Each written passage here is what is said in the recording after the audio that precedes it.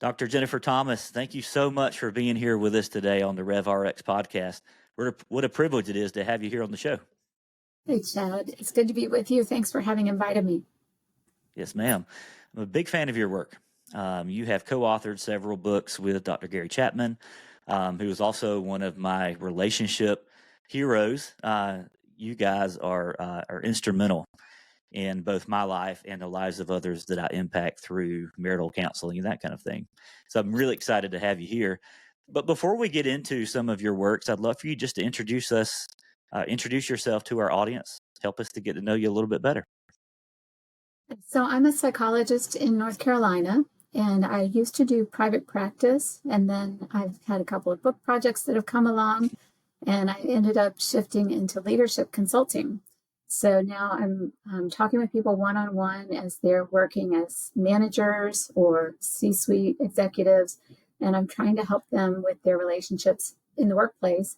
But also I share practical tools, as I'll do here today on the program, that people can use in all their relationships. They can take them home and use them that very night as well. My focus is on communication and preventing and resolving conflict. Awesome.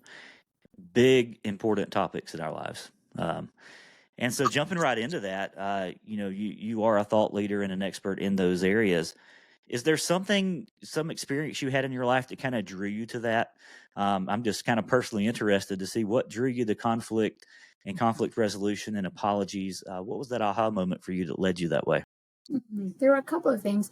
This one might date me. I enjoyed reading Dear Abby when I was little. Yeah. I also remember one time I was in a hobby shop with my parents, and there were some beautiful posters with nice sayings on them. And one was the Serenity Prayer, and it really spoke to me. And I put it on my wall, and I thought about it as I aged. It's supposed to remain the same, but I was growing and changing, and felt called to become a counselor. And that was my prayer then with clients, was that I would have the serenity to accept, what I could change and what I couldn't, and then to teach them the same. And when I applied to undergraduate, it asked me on the application, this was for the University of Virginia, which I ended up attending. They asked if you could teach any course, what would you teach and why? And I wrote that I would teach a course on communication, because I understood, I think from my parents' own healthy marriage, that it was the quality of our relationships that drive a lot of our joy in life. And I wanted for myself to gain the skills that would help me to be able to navigate those relationships successfully. And I'm married. I've been married for about 30 years, and my husband and I have 3 kids. The youngest just started college, so we're new to this empty nesting thing. Absolutely. Things are changing, aren't they? Yeah, it's rather quiet around here, and the dog is bored. Like, where did all of my playmates go? That's right. You're gonna have to you have to fill in the gaps. I love that. So, a healthy relationship brings a lot of joy.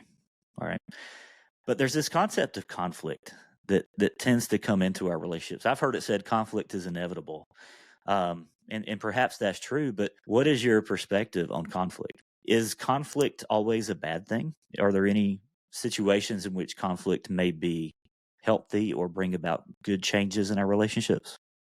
I'm glad you asked that. I think conflict gets a bad reputation. We often think of it as something to be avoided, but Gary Chapman and I see it differently. We know that offenses are inevitable. As we live and breathe and talk, we're going to inevitably step on some people's toes. And sometimes we need to have tough conversations with people that we know are going to bring conflict. We may be disappointing someone by saying no to them when they want to hear yes. But if we should be saying no to them, then that's acceptable conflict. It's not good to always be a yes person or to be a people pleaser. That's something that I see a lot of, and I work with managers and other people to help them be able to learn to say no. And I think this really begins in our family of origin. So as I'm talking to parents or teenagers, I tell them, hey, don't be afraid of conflict. Just think about your principles. And if you're standing on your principles, you're on the right track. Yeah. And I'll tell you that resonates very well with me. That's my story in a lot of different ways. That's a big part of my story because I've always grown up to be a people pleaser. I learned early on, if you make people happy, if you do what they want you to do, then you'll go far. I used that in school, made good grades, and always made sure I was in good graces with my teachers. Some people called me teacher's pet, that kind of thing. That was okay because you know what? That got me far in my academics. And I've always kind of thought, that wasn't manipulative or anything. It was just, hey, I want to please people. And that translated into later in my life and in my career where I had a hard time saying no. I've since come to the conclusion the hard way, and we'll talk about that in just a second, the hard way that no is an important word to learn. No is an important word for creating boundaries. And boundaries are important in our lives. And yeah, they may bring conflict because that may not be what the other person wants to hear. But if that's what you need to do to be your best self, then that's a healthy kind of conflict to create. But there was a period of my life where, and I may have shared this on the podcast before, but there was a period of my life where I was saying yes to everyone. I was a yes man. It's a good way to run out of time because you can't Yes, please everybody and do their work and yours or whatever you're trying to say yes to. absolutely. And I was early in my career and I was saying yes to everything at work. And I had just received a call to ministry and I was entering into the church world. I was an associate pastor at a small church. And as you may know, or some of our listeners may know, at a small church, you've got a few people that seem like they do everything. And so you could find me teaching Sunday school in the morning, leading worship for the morning service, preaching that night, leading a midweek service, and then all the prep time that goes along with that. And one day at work, I began to have heart palpitations. I began to be short of breath. I was having chest pain, thought there was something seriously wrong with me. That was my body's way of saying, you've got to create boundaries. And ended up, long story short, got checked out. Everything was fine. Realized that this was my body crying out for help. And I cleared my schedule, created boundaries, and I've stuck with them ever since. And I've not experienced that before. Yeah. And you're not the first person I've heard tell a story like that, a pastor who's frozen up in the pulpit. And it's a panic attack coming on them. Yeah. It's a lot of pressure for sure. And I'm glad that that your heart was okay and that it prompted you to make changes. And that's something that we talk about with conflict, that it can do exactly that. It can get us unstuck from a rut that we're in, and it can be the turning point or the crisis that we need to actually make things better and move into a more positive direction. Exactly. So a lot of work I do is in trying to show people how to prevent that sort of thing, not have to learn the hard way like I did. But you can use that no word. And I've heard it said this way: no is a complete sentence. A lot of times we feel like we've got to say no because or no, but you can just say no, and that's fine. And right. And I've got a quote along those lines. I learned that E.B. White, the author of Charlotte's Web, he didn't really like to be out much or be in crowds. And so when he was invited to the White House for an honor, he replied, no, I will not be able to attend for secret reasons. I like that. For secret reasons. You can use that as an excuse. I will not be able to attend due to secret reasons. Exactly. Another thing I've been working on is saying, along with no, sometimes I'll say, I don't do that. And it's more powerful than I can't do that, because then they could, try to free you up or make an excuse for you. Right. But if you say, no, it's not something that I do. Sometimes people go, wow, okay, maybe I should think about that too. Maybe I don't do that either. Yeah, it's empowering. And for a recovering people pleaser, right. I find a lot of power in those boundaries. And that's why I'm really drawn to your work and this idea of conflict, because conflict can be healthy. And then relationships do bring joy. And so digging in a little bit. So your latest book is a little bit younger audience, right? We're looking at teens. And so I just wanted to kind of ask you, pivoting to that younger audience, pivoting to the teens, what differences have you noticed in how teenagers experience conflict than maybe adults or young adults? We've been through a lot of changes with our society, with their Mm. access to their phones all the time, really literally like connected to their hands. Yeah. They've got the pressure of social media. Mhm. They've got threats in there, pornography, other things that we may not have expected and don't want them to have access to. And so there are a lot of challenges that can come with that.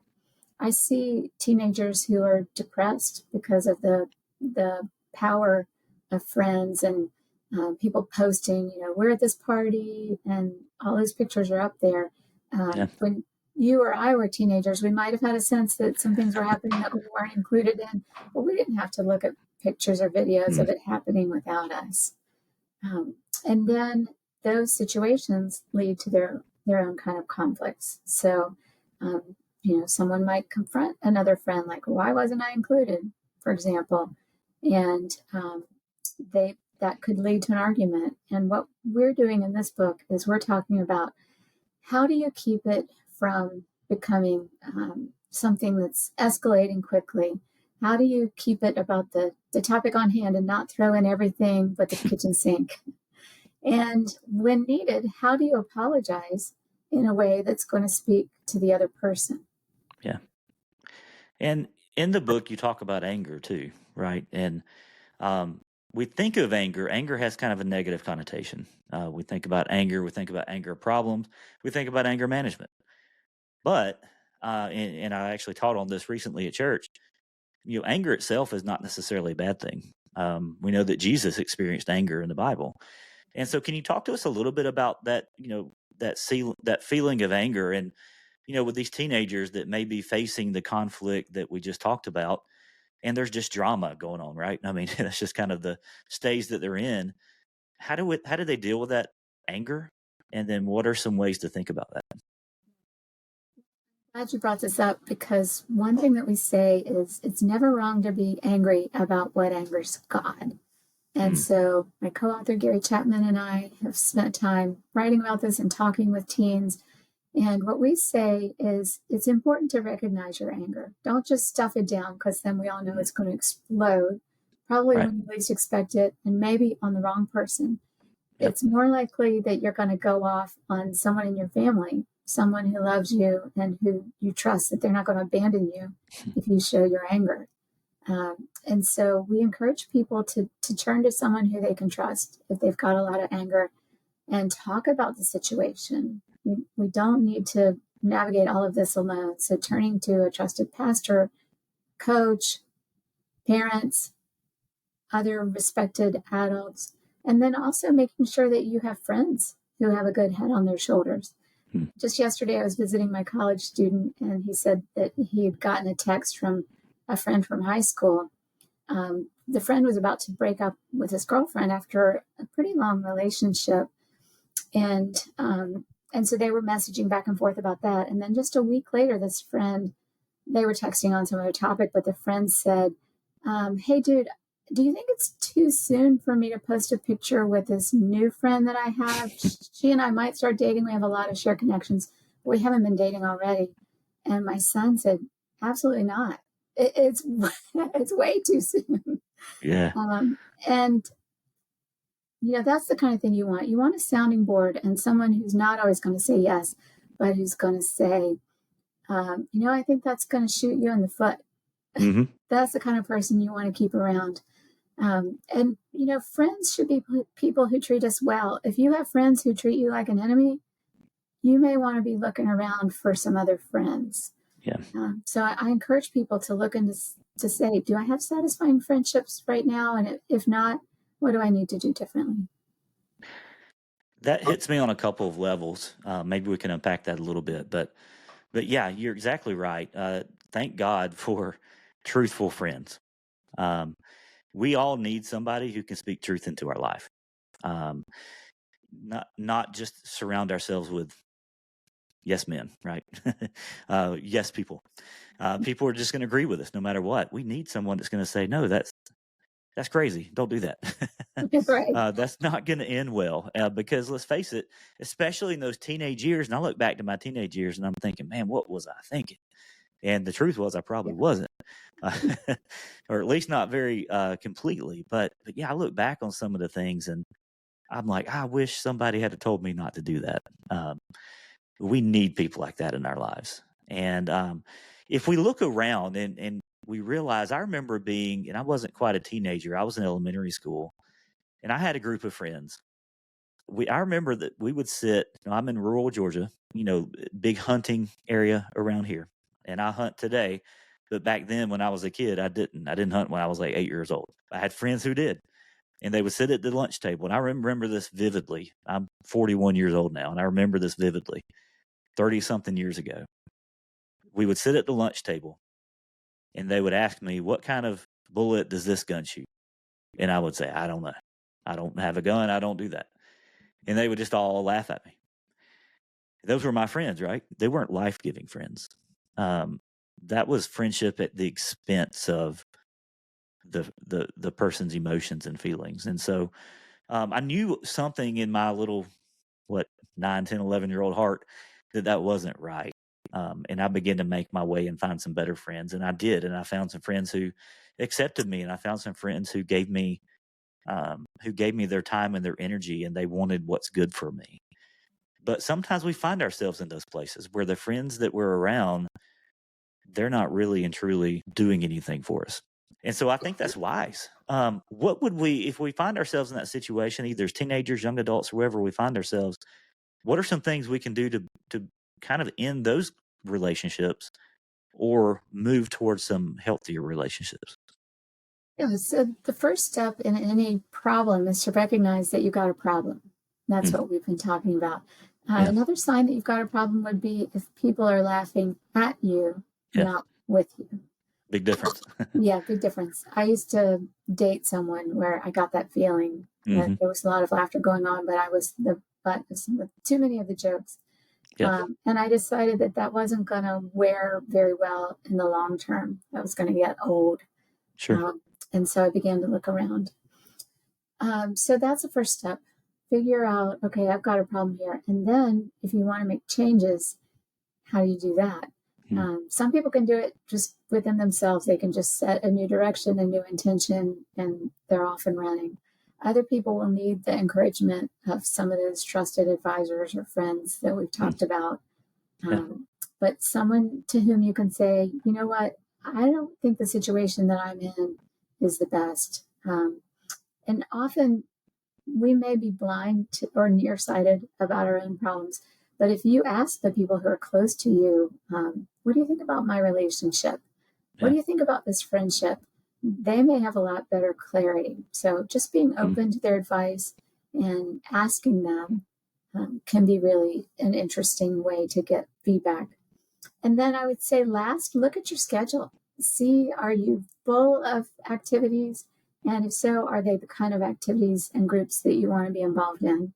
And if not, if you're spending a lot of time at home, you're on your devices, you're not interacting with real people, then I would hold yourself accountable to get out there more.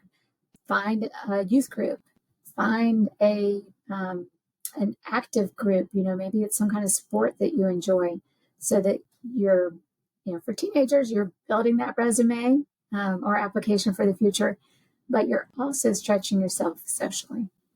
Yeah. You said something that's important, and I love the way you worded it.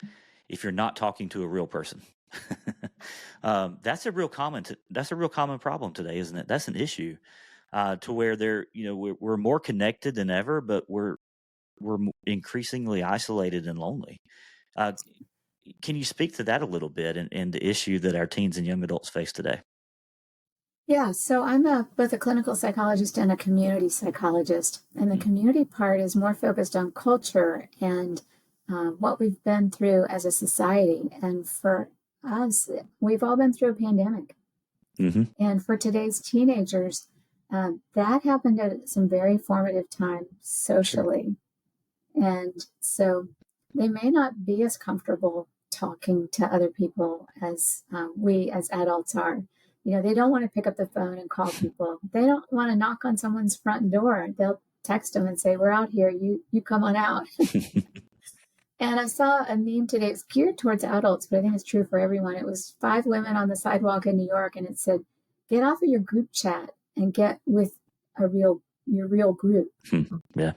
And it's a good admonition, and I think also this streaming society we're in, we've got our smart TVs, we've got our Netflix.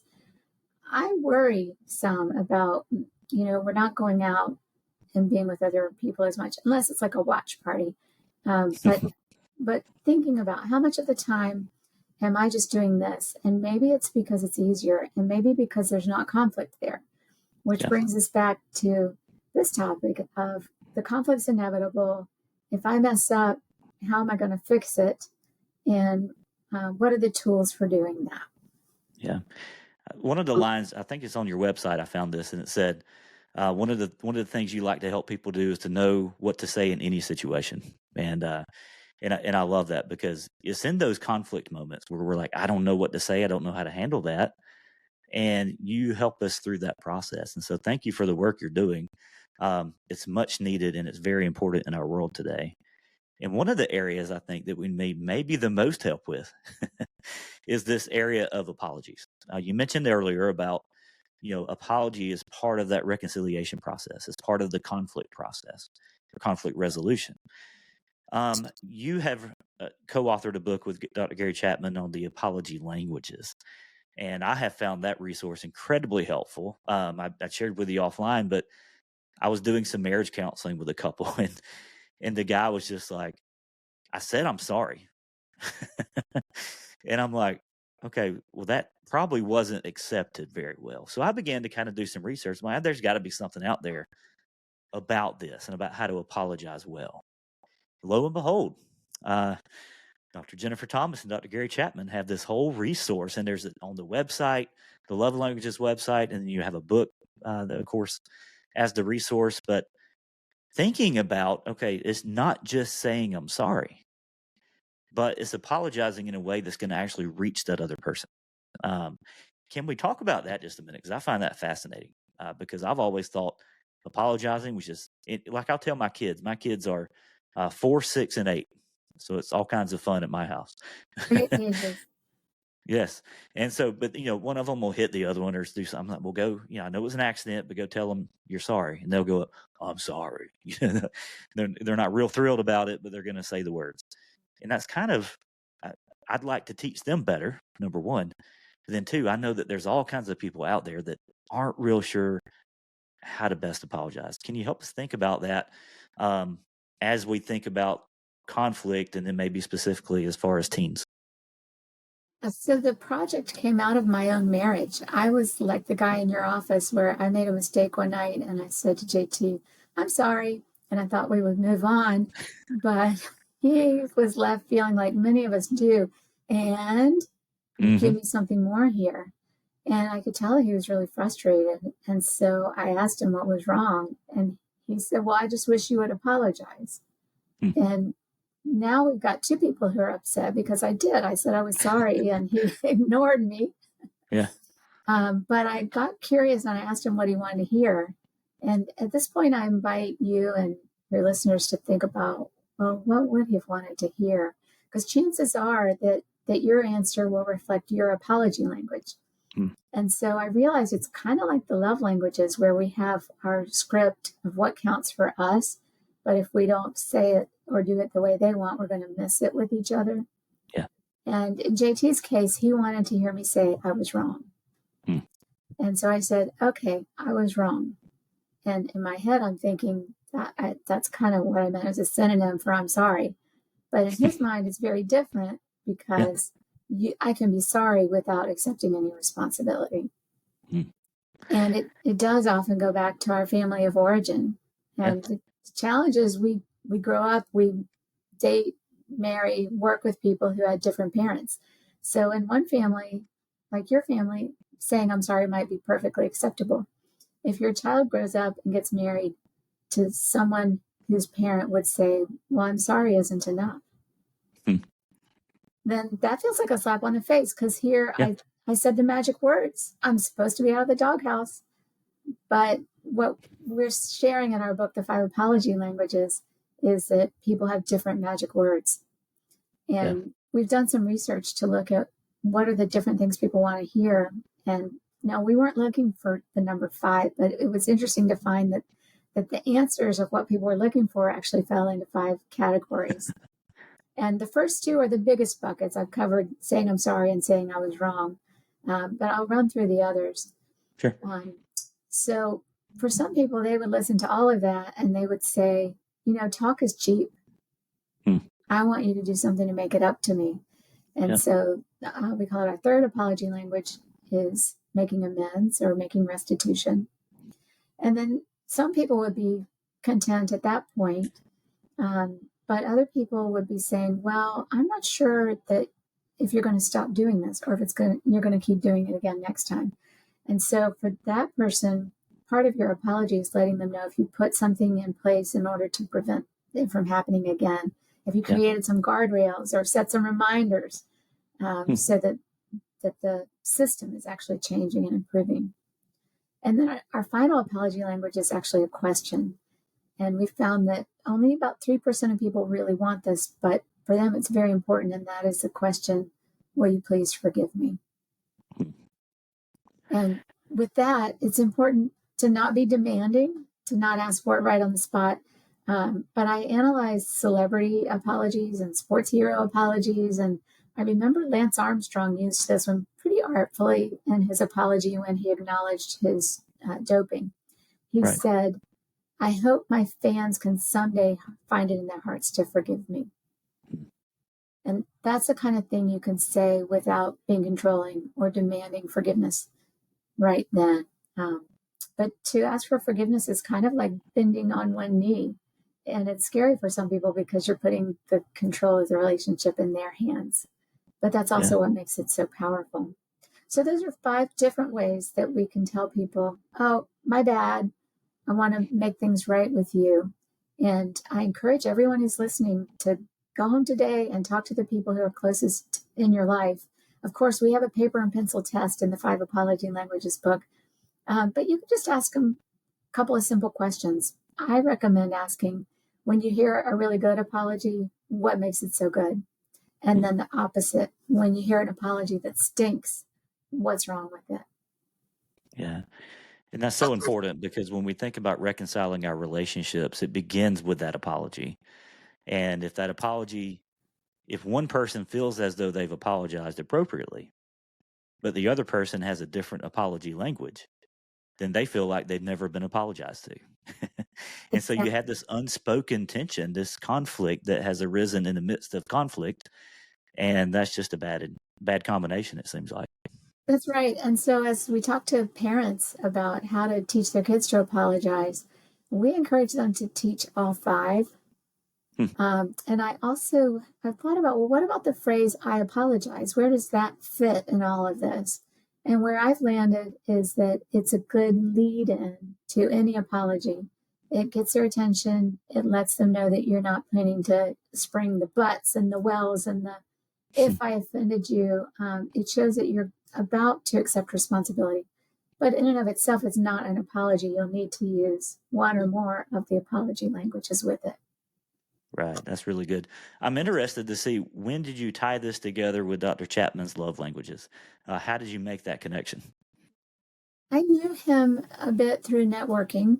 As soon as I moved to North Carolina, he was only 30 miles away, and I went and met with him, just really cold called him.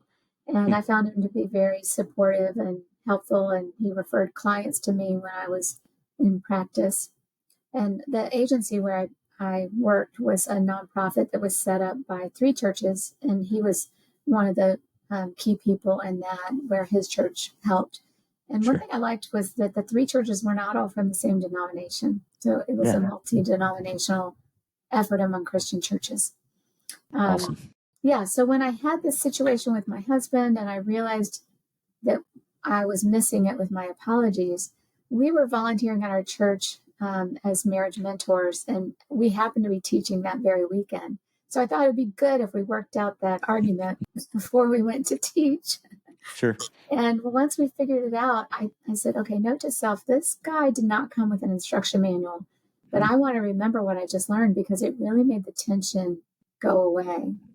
And so I was like, okay, his magic words are, I was wrong. So remember, I might tend to say I'm sorry because that's my natural reflex, but it's not his. And so I shared that with the couples who were all engaged. And I added, if you haven't had an argument yet, you'll certainly have one on your wedding day. And so you should go ahead and talk with each other. And we literally Sure. stopped the session for a few minutes so they could just turn to their partner and talk about what do you want to hear when somebody messes up. Mm. And then I added, I knew right away, this is a lot like the 5 love languages where you've got a script, you're doing your thing. You could be knocking yourself out trying to speak their language, Yeah. but you may be missing it. And so I sat on the idea for about 6 months, and then I called and had another appointment with Gary Chapman. When I sat down, I shared this with him, just like you're listening to me, Chad. And he actually breathed a sigh of relief. And he said, oh, I'm relieved. And I said, what? I didn't expect that. I expected good or bad, but not relieved. And he said, yeah, when the front staff said that you wanted to come meet with me, that's what people do when they need marital help. And I thought maybe, you and JT needed some help. And I said, no, not today, but, I'll keep your number handy. There you go. Yeah. That's a really cool story. And so now when I counsel people who are married and they're wanting to reconcile, I have a session on the love languages because I think it's so important that we speak the same language, that we speak our spouse's language. But then I'll also have a whole session devoted to apology languages because to me those are two sides of the same coin. Right. And Gary Chapman, as our book was being released, he said, Jennifer, this isn't just one more book for me. He said, I see these two concepts as together being the two essentials for healthy relationships. And so Yeah. wherever I travel and speak about love languages, I'm also speaking about apology languages now. And my hope is along those lines that when, people love to give the love languages book as a wedding gift, I want them to be giving a 2-pack. Yes. Yeah, because we know they've got to be able to have their love tank full, but those offenses are going to crop up, and they need help for that as well. Absolutely, so important, and yeah, I agree with you. Those are a good combination, and conflict's coming. So you're right. If you haven't had it yet, it's coming your way. I wonder. This is just a thought that popped in my head. I wonder, have you made any correlation between someone's love language and apology language? Like, is there any sort of similarities between those? Like, does I guess physical touch? Do they have their are they have? I guess is there a more common apology language for those people, or is there not really a correlation? Yeah, great question. I've talked some about this question in my newsletter. I do a free twice-a-month newsletter at drjenthomas.com. And where I'd still like to do a good study, and look at how the two fit together. It hasn't been done yet, so it's an outstanding question. But we know one place where the two concepts interact, and that is around giving gifts, or if you're doing something to try to make up for a mistake that you've made, if you're trying to make amends, then we recommend that you look at, well, what is their love language? Is it giving gifts? Or no, is it, for example, words of affirmation? If so, it might be more helpful to get them a card and write some of those words in there, or spend some quality time with them. Maybe take them out for a meal, and then you could add words of affirmation by talking to them during that time about your commitment and why you value the relationship and why you're going to do your part to keep things on track. Yeah, it's so good. I that popped in my mind. And I'm thinking that there's probably some correlation there, but I like being able to use both of them. So hey, if they're more of the make amends, then how do you go about that? You need to speak their love language. So exactly. Makes all kind of sense. One other area I wanted to ask you about is in your book on conflict, you talk about the difference between kind of making things right and setting boundaries. In other words, the way that I kind of think about that is there's a time to step back and a time uh, to kind of engage, if that makes sense. Can you help us think through that and some maybe some practical areas where we might utilize one versus the other? Yeah, so for the decision tree on should I step Hmm. back or should I stay in here and try to fix this? First question I would ask is, are you safe? Hmm. Is it a good situation for you to try to tweak things, see if you can make it better? Or is it going to be harmful to you, either emotionally or less likely physically? And so the answer to that is really going to determine what your next step should be.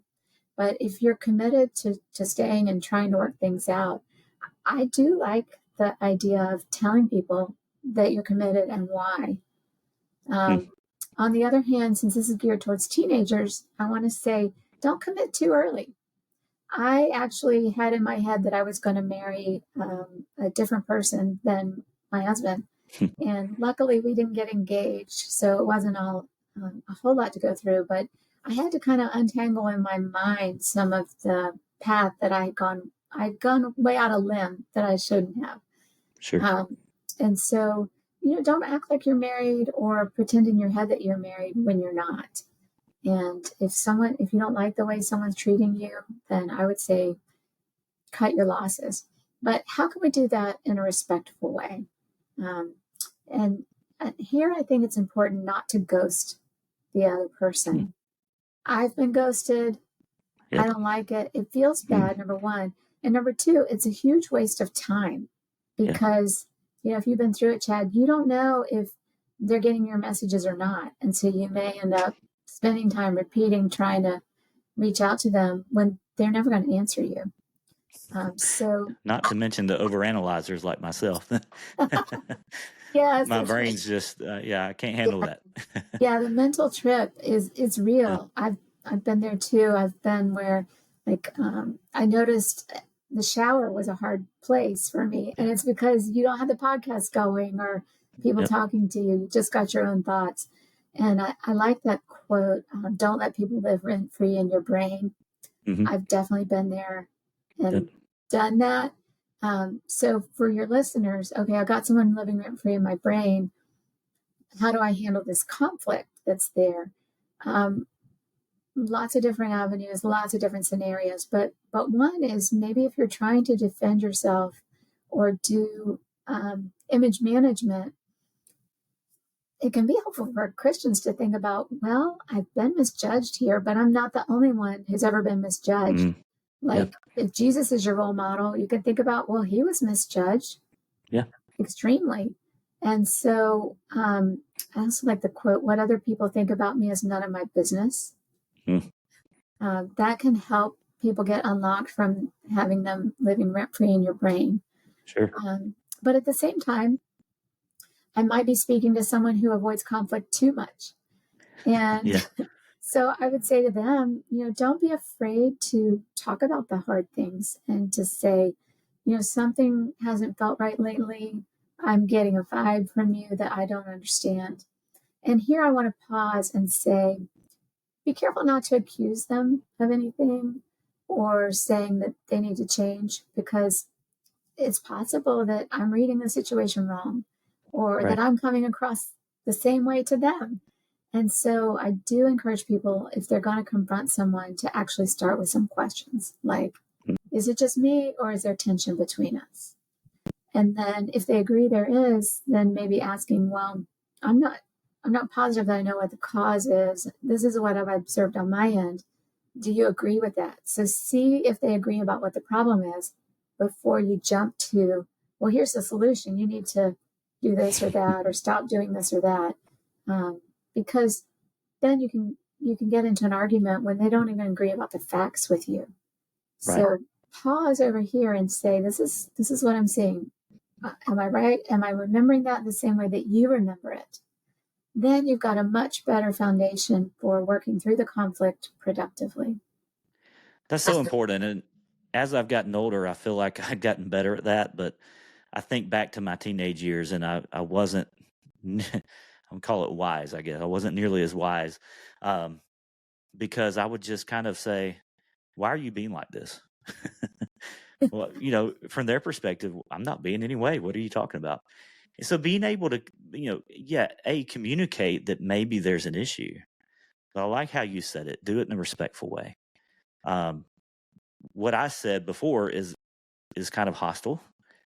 It's going to make someone defensive, and it's going to create more conflict within that area. So yeah, be wise in the words that you speak. Don't be accusatory, and be kind about it, because I think communication in a kind and loving way will take out a lot of the conflict ahead of time, so that you can work through the actual conflict. Right. And practical tips. This is very granular, but if you're using the word you in a way that you could point your finger at someone, you're probably making them feel defensive. And so the I messages may go over better, like, I'm sensing this tension. I've reached out, but I haven't heard from you. And I'm just wondering if you're doing okay. And that can be a helpful phrase sometimes. I recently was in a meeting with some people, like 8 people, and one of them was rude to the other. And I didn't know what to do. But I thought, well, next time that happens, I think I would say to the rude person, are you feeling okay? Because that sounded really harsh, and you're not usually that way. Yeah. And a lot of times it seems like that has nothing to do with us. When someone acts that way towards us, a lot of times it has nothing to do with us. It's maybe something that's going on at home. And so empathy, I think, asking those empathetic questions and asking, are you feeling okay? Or, hey, I feel this way. Is that accurate? I think that really goes a long ways. And empathy is so important, being able to put yourself in the other person's shoes. That's really at the foundation of speaking their love language and speaking their apology language, is getting out of your own mindset and realizing when it comes to showing love or making things right with people, one size doesn't fit all. Yeah. Life's not just about you. And I feel like that if we could get outside of that, our relationships would thrive and flourish a lot more. And your work is helping us do that. The love languages and the apology languages really help us get outside of ourselves and realize that a relationship takes two, and we have to take to heart the other person. And Dr. Thomas, you're doing tremendous work. I appreciate your voice. It's very, very important in our world today. And so for my listeners that want to find out more about you, can you give them, I know you gave us your website a minute ago, but can you give them a couple of places that they can go to? And then I'll include links in the show notes as well. The website is drjenthomas.com, and everything is there. My newsletter sign up, links to our books, which are the 5 apology languages, helping teenagers navigate their conflict. We also have a workplace book called Making Things Right at Work. And I have links to there's a free version of the apology language profile that people can find right on there.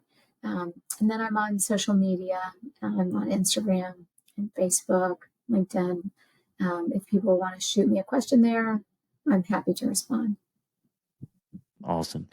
Thank you again. It's been a pleasure having you here and having this conversation. And my hope and my prayer is that someone out there will take to heart your message and the encouragement that you've given us today, and it will impact them in a way that changes their relationships and changes their lives. So, Dr. Thomas, thank you so much for being a guest here today, and I wish you nothing but the best.